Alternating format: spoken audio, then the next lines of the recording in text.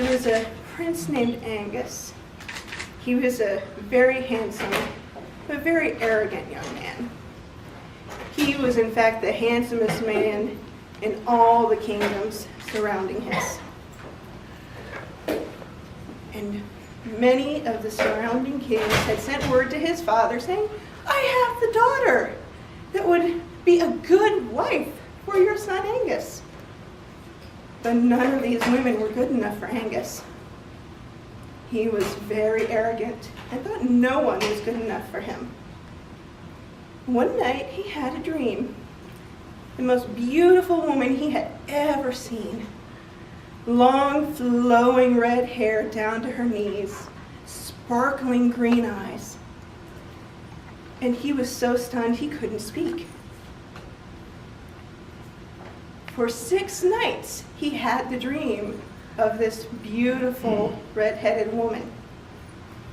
And finally, on the 7th night, he had the courage to ask her her name. She said, "My name is Caer." He says, "Where are you? Let me find you." She says, "I've been kidnapped by an evil sorceress. You must come find me." He said, "Show me how to find you." She says, "I don't know. I don't know where she took me. All I know is there is the sound of constant water." So Aengus searched every water source he could find around the country. And the thing about Aengus's bloodline is that they have been imbued with a great magic in their blood.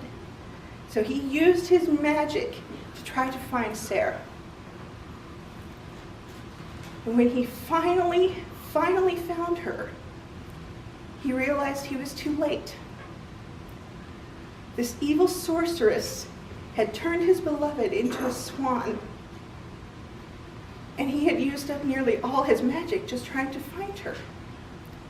So he wept and wept and wept because he knew that it takes more magic to undo the spell of another than it does to cast one's own spell. He did not have enough magic left to turn her back into a human. But then an idea came to him. He instead turned himself into a swan so they could be together forever.